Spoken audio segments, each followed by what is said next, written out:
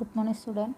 നമ്മൾ ഡിസ്കസ് ചെയ്യാൻ പോകുന്നത് പ്രൈമറി മാർക്കറ്റിലെ ലാസ്റ്റ് പോർഷൻസാണ്. ഈ ഒരു ക്ലാസ്സോട് കൂടിയിട്ട് പ്രൈമറി മാർക്കറ്റ് എന്നുള്ള ലെസൺ നമ്മൾ തൽക്കാലം എൻഡ് ചെയ്യാണ് കേട്ടോ. ടെസ്റ്റ് പേപ്പർ കണ്ടക്ട് ചെയ്യാം, അതിനെക്കുറിച്ച് നമുക്ക് സൂം മീറ്റിങ്ങിൽ ഡിസ്കസ് ചെയ്യാം. മെയിനായിട്ട് ഫസ്റ്റ് നമ്മൾ ഇന്ന് ഡിസ്കസ് ചെയ്യാൻ പോകുന്ന heading recent trend in primary market. Primary മാർക്കറ്റിൽ ഇപ്പോൾ വരുന്ന റീസെൻറ്റ് ട്രെൻഡ് എന്തൊക്കെയാണെന്നാണ്. മെയിനായിട്ട് 3 പോയിൻ്റാണ് നമുക്കിവിടെ പഠിക്കാനുള്ളത്. ഫസ്റ്റ് വൺ വരുന്നത് racing of capital, second one revival of primary market, third one domination. ആദ്യം നമുക്ക് റേസിംഗ് ഓഫ് ക്യാപിറ്റൽ എന്താണെന്ന് നോക്കാം.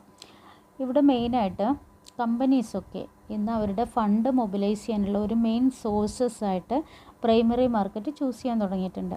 അതുതന്നെയാണ് നമുക്കിവിടെ പറയുള്ളത് arrival in Indian primary market is on the card on the back of buoyant secondary market as a plenty of issuers queue up with their initial public offering. പിന്നെ മാത്രമല്ല secondary മാർക്കറ്റിൻ്റെ ഒരു സപ്പോർട്ടും കൂടെ എന്തിനുണ്ട്, primary market function.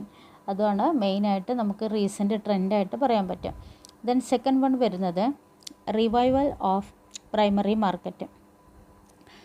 Strong macroeconomic fundament, favorable investment climate, encouraging corporate result and buoyant secondary market performance. These are supported by institutional investors, encourage a number of companies to raise capital from the primary market. അപ്പോൾ നമ്മുടെ ഇന്നത്തെ economic conditions, അതേപോലെ favourable investment climate, ഇതൊക്കെ കൂടുതൽ കമ്പനികളെ അവരുടെ fund mobilise ചെയ്യുന്നതിന് വേണ്ടിയിട്ട് ഡിപ്പെൻഡ് ചെയ്യാവുന്ന ഒരു സോഴ്സസ് ആയിട്ട് മാറ്റിയിട്ടുണ്ട് ഏത്, പ്രൈമറി മാർക്കറ്റ്. അതിനാവശ്യമുള്ള ഒരു ന്യൂ ആൻഡ് എമർജിങ് ഇൻവെസ്റ്റ്മെൻറ്റ് തീമും നമുക്കിന്ന് ഇന്ത്യയിൽ ഫങ്ഷൻ ചെയ്യുന്നതായിട്ട് കാണാം.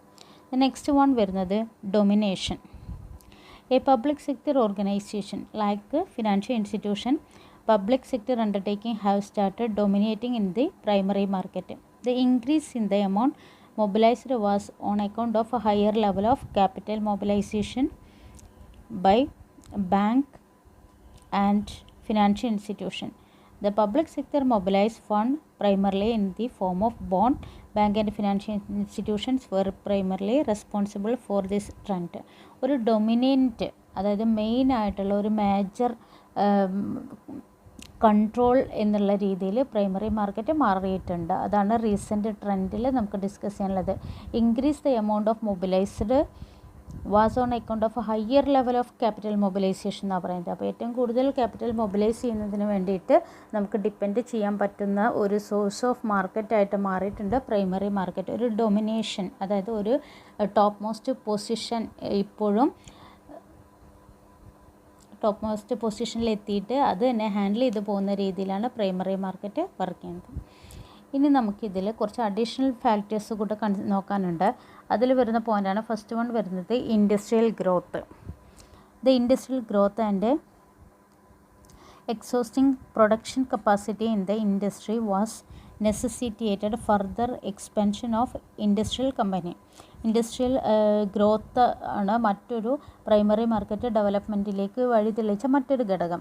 നെക്സ്റ്റ് വൺ വരുന്നത് buoyancy of the secondary market. നേരത്തെ നമ്മൾ പറഞ്ഞു പ്രൈമറി മാർക്കറ്റിൽ ഡിഫറൻസ് പ്രൈസിലൊക്കെ വരുന്നത് സെക്കൻഡറി മാർക്കറ്റിനെയും അഫക്റ്റ് ചെയ്യുന്നുണ്ട്.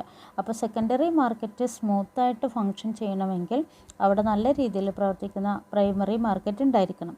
This factor induce investor to put higher amount of their saving in investment in the primary market. അപ്പോൾ ആ ഒരു കണക്ഷൻ ഉള്ളത് കൊണ്ട് തന്നെ ഇൻവെസ്റ്റേഴ്സിന് അവർക്ക് കൂടുതലായിട്ട് എമൗണ്ട് പ്രൈമറി മാർക്കറ്റിൽ ഇൻവെസ്റ്റ് ചെയ്യാനുള്ള ഒരു ഓപ്പർച്യൂണിറ്റി അവർക്ക് ഇന്ന് കിട്ടുന്നുണ്ട്.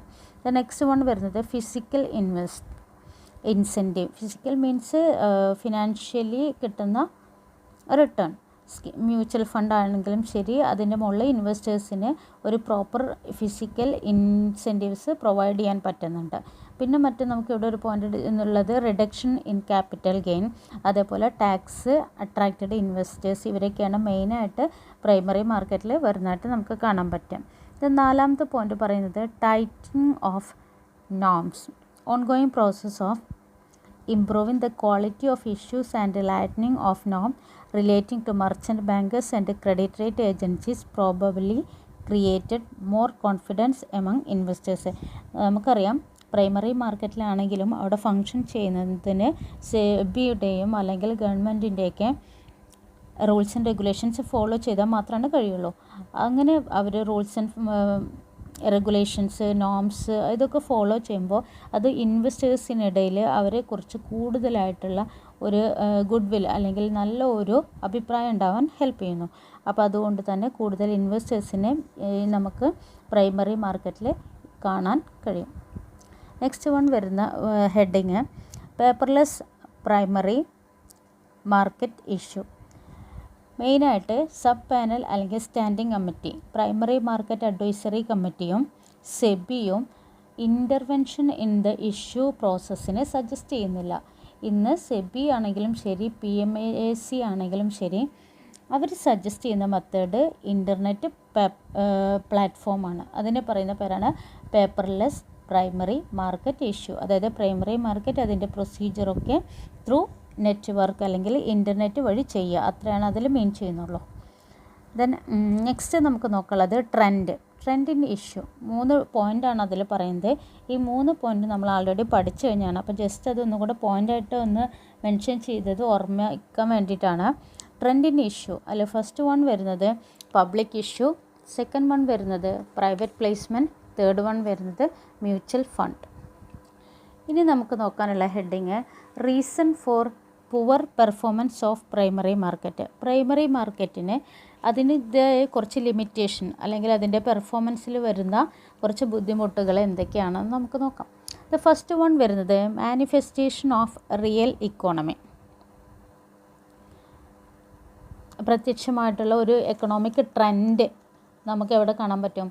പ്രൈമറി മാർക്കറ്റിൽ കാണാൻ പറ്റും. അതാണ് ഇവിടെ ഡിസ്കസ് ചെയ്യുന്നത്. Decline in industrial and infrastructural growth, poor export performance, stagnant domestic saving ratio extra.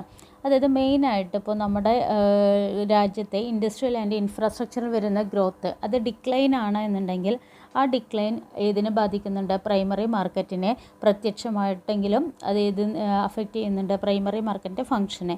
അതേപോലെ ഡൊമസ്റ്റിക് സേവിങ് റേഷ്യോ മറ്റേതെങ്കിലും ഒരു ഫീൽഡിലേക്കോ മറ്റേതെങ്കിലും ഒരു ഏരിയയിലേക്ക് ഡൈവേർട്ട് ചെയ്ത് പോവുകയാണ് ഇൻവെസ്റ്റേഴ്സിൻ്റെ ഫണ്ട് എന്നുണ്ടെങ്കിൽ അതും പ്രൈമറി മാർക്കറ്റിൻ്റെ ഫംഗ്ഷനെ ബാധിക്കുന്നു. ഇതാണ് ഫസ്റ്റ് പോയിൻ്റ്.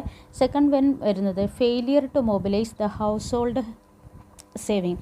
ഇന്ത്യയിൽ ഇപ്പോഴും സേവിങ്ങിൻ്റെ എസ്പെഷ്യലി നമ്മൾ ലേഡീസ് ഒക്കെയാണെന്നുണ്ടെങ്കിൽ അൺഎഡ്യൂക്കേറ്റഡ് ആയിട്ടുള്ള ആളുകളാണ് എന്നുണ്ടെങ്കിൽ അവരുടെ കയ്യിലുള്ള ക്യാഷ് ഇപ്പോഴും ബാങ്കിൽ പോലും ഡെപ്പോസിറ്റ് ചെയ്യാത്ത ആളുകളാണ്.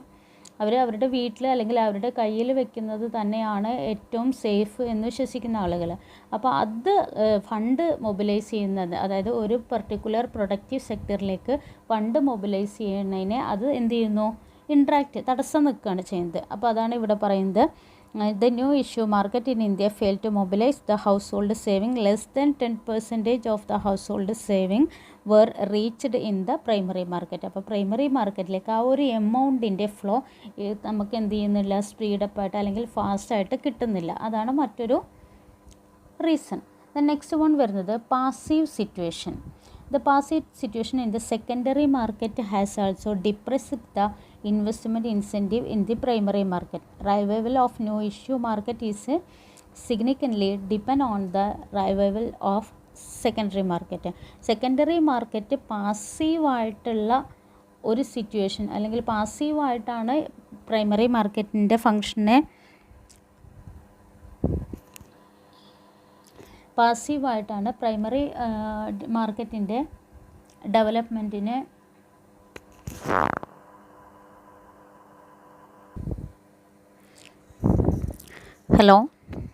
സോറി സ്റ്റുഡൻറ്റ്, കുറച്ചൊരു ടെക്നിക്കൽ പ്രശ്നം വന്നതാണ്. ദ നെക്സ്റ്റ് മൂന്നാമത്തെ പോയിന്റ് പറയുന്നത് passive situation. Passive situations in the secondary market has also depressed the investment incentive in the primary market. The next point പറയുന്നത് നാലാമത്തെ ഡാറ്റ ടു ഇൻവെസ്റ്റേഴ്സ്. കമ്പനി അവരുടെ ക്വാളിറ്റേറ്റീവായിട്ടുള്ള data ഇൻവെസ്റ്റേഴ്സിന് transfer ചെയ്യുന്നില്ല.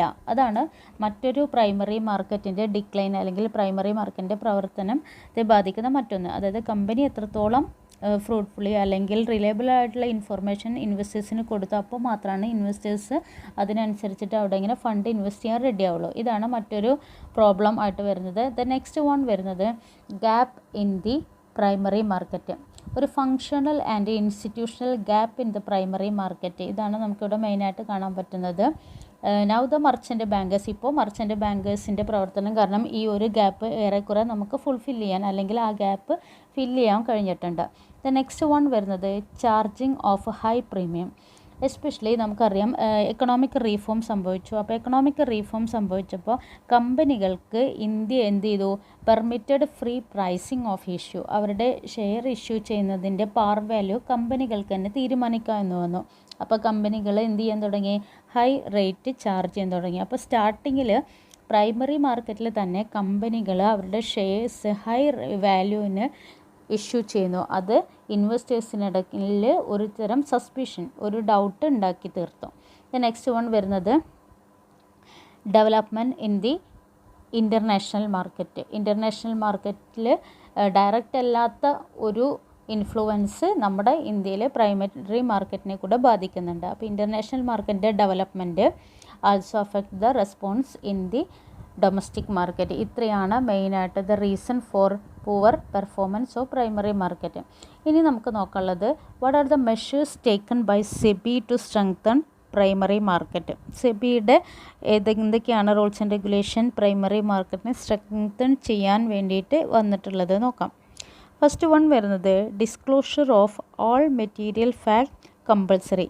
നേരത്തെ നമ്മൾ പുവർ റീസണിൽ ഒരു point പറഞ്ഞതായിരുന്നു, details clear ആയിട്ട് ഇൻവെസ്റ്റേഴ്സിന് കൊടുക്കുന്നില്ല. അപ്പോൾ സെബി എന്ത് ചെയ്തു, ഓൾ ഫാക്റ്റ്, അതായത് ഇപ്പോൾ റിസ്ക് ഫാക്ടേഴ്സ് ആണെങ്കിലും ശരി, പ്രീമിയം കാൽക്കുലേഷൻ ആണെങ്കിലും ശരി, ഈവൻ ഒരു അഡ്വർടൈസ്മെൻറ്റിൻ്റെ കോഡ് ഓഫ് കണ്ടക്റ്റ് അതുവരെ സെബി എന്ത് ചെയ്തു, എങ്ങനെയായിരിക്കണം എന്നതിനെക്കുറിച്ച് ഡീറ്റെയിൽഡ് ആയിട്ടുള്ള ഒരു ഇൻസ്ട്രക്ഷൻസ് കമ്പനികൾക്ക് പ്രൊവൈഡ് ചെയ്തു.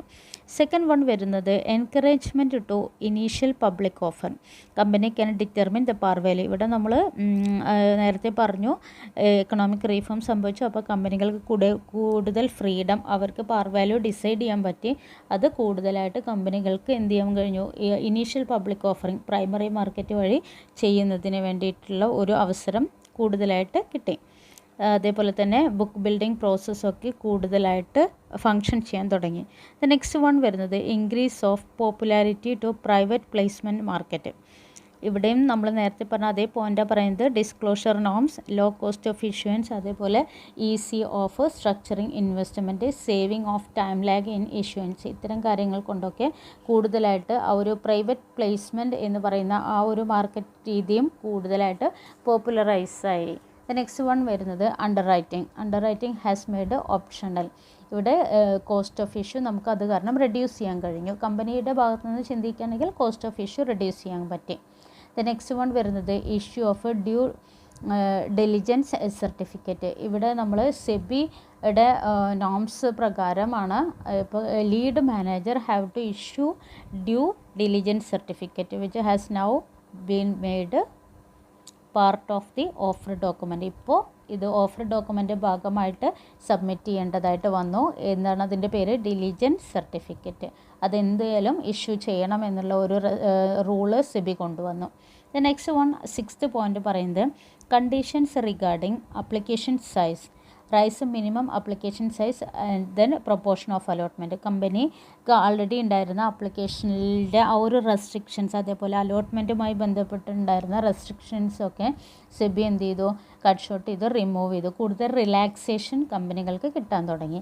ദെൻ ഏഴാമത്തെ പോയിൻ്റ് പറയുന്നത് റെഗുലേഷൻ ഓഫ് മെർച്ചൻറ്റ് ബാങ്കിങ്. ഇവിടെ ഇപ്പോൾ സെബിയാണ് ഓതറൈസ് ആയിട്ട് വരുന്നത് മെർച്ചൻറ്റ് ബാങ്കിൻ്റെ. അപ്പോൾ കൂടുതലായിട്ട് മെർച്ചൻറ്റ് ബാങ്കിങ് ഫങ്ഷൻസ് നമുക്ക് പ്രൈമറി മാർക്കറ്റിൽ കാണാൻ പറ്റും. നെക്സ്റ്റ് വൺ വരുന്നത് imposition of compulsory deposit on company making public issue. ഇവിടെ നമുക്ക് എന്തെങ്കിലും ഒരു ഡീഫോൾട്ട് വരികയാണെങ്കിൽ അതിനെ ഫേസ് ചെയ്യാൻ എന്നുള്ള രീതിയിൽ സെബി എന്ത് കൊണ്ടുവന്നു, ഒരു advisory stock exchange to collect from the company making public issue. A deposit of 1% of the issue amount which could be forfeited in case of non-compliance of the provision of the listing agreement. അതായത് പിന്നീട് എപ്പോഴെങ്കിലും ഫോർഫീച്ചറിങ്ങോ non ഡിസ്പാച്ചോ റീഫണ്ടോ അങ്ങനെ എന്തെങ്കിലുമൊക്കെ problem വരും. അതിപ്പോൾ അതിന് ഒരു security എന്നുള്ള രീതിയിൽ സെബി സ്റ്റോക്ക് എക്സ്ചേഞ്ചിന് ഒക്കെ ഇൻസ്ട്രക്ഷൻസ് കൊടുത്തു. അങ്ങനെ പബ്ലിക് ഇഷ്യൂവുമായി ബന്ധപ്പെട്ടിട്ട് ഒരു കമ്പനി ഡീൽ ചെയ്യുകയാണെങ്കിൽ അതിൻ്റെ 1% അവർ ഡെപ്പോസിറ്റായിട്ട് സ്റ്റോക്ക് എക്സ്ചേഞ്ചിൽ മെയിൻറ്റെയിൻ ചെയ്തിട്ടുണ്ടായിരിക്കണം. ദ നെക്സ്റ്റ് പോയിൻ്റ് പറയുന്നത് reform as to mutual fund. ഇപ്പോൾ ഗവൺമെൻറ് സെക്ടറിലല്ലാതെ പ്രൈവറ്റ് സെക്ടറിലും ഇപ്പോൾ നമുക്ക് മ്യൂച്വൽ ഫണ്ടിൻ്റെ പ്രവർത്തനങ്ങൾ കാണാം. അതിനുള്ള ഒരു പെർമിഷൻസ് ഗവൺമെൻറ് ഗ്രാൻഡ് ചെയ്തിട്ടുണ്ട്. അതിൻ്റെ മെയിൻ എക്സാമ്പിളാണ് UTIയുടെ ഫംഗ്ഷൻ. പക്ഷേ അതിന് അവരുടെ ഗൈഡ് ലൈനും മറ്റും ആര് തന്നെയാണ് കൊടുക്കുന്നത്? സെബി തന്നെയാണ് കൊടുക്കുന്നത്. ദെൻ നെക്സ്റ്റ് വൺ വരുന്നത് wetting of offer document. All the guideline and regulatory measures of capital issue promote a healthy and efficient function. അതായത് എല്ലാ ഡോക്യുമെൻറ്റുകളും ഒരു സൂക്ഷ്മ പരിശോധന നടത്തുക. അത് സെബി ആണ് ചെയ്യുന്നത്. ആ കമ്പനികൾ ലിസ്റ്റിംഗ് ഓഫ് ഷെയർസുമായി ബന്ധപ്പെട്ടിട്ട് വരുന്ന സമയത്ത് എല്ലാ ഡീറ്റെയിൽസും അവർ ജനറൽ പബ്ലിക്കിന് മുന്നിൽ ഡിസ്ക്ലോസ് ചെയ്യണമെന്ന് പറഞ്ഞിട്ടുണ്ടായിരുന്നു. അപ്പോൾ അതുമായി ബന്ധപ്പെട്ടിട്ട് അവർ കാണിക്കുന്ന ഡോക്യുമെൻറ്റ്സും ബാക്കിയൊക്കെ അതിൻ്റെ ഒരു വിശ്വസ്തത റിലയബിലിറ്റി എത്രത്തോളം ഉണ്ട് എന്നുള്ള ഒരു സൂക്ഷ്മ പരിശോധന നടത്തിയിട്ടുണ്ടാവണം. അതാണ് ഈ പോയിന്റിൽ പറയുന്നത്. നെക്സ്റ്റ് പോയിന്റ് വരുന്നത് Indian company have been allowed to raise fund from abroad. അപ്പോൾ ഇന്ത്യൻ കമ്പനി പ്രൈമറി മാർക്കറ്റ് വഴി ഇന്ത്യയിൽ നിന്ന് മാത്രമല്ല എബ്രോഡിൽ നിന്ന് വരെ അവർക്ക് ഫണ്ട് മൊബിലൈസ് ചെയ്യാം. അതിനുവേണ്ടി അവർക്ക് ADRO GDRO അതല്ലെങ്കിൽ FCCB ഇതിലേതെങ്കിലും ഒരു ഇൻസ്ട്രുമെൻറ്റ് യൂസ് ചെയ്യാം. ഇത്രയാണ് മെയിനായിട്ട് measures taken by SEBI to strengthen primary market എന്നുള്ള ടോപ്പിക്കിൽ വരുന്നത്. Thank U.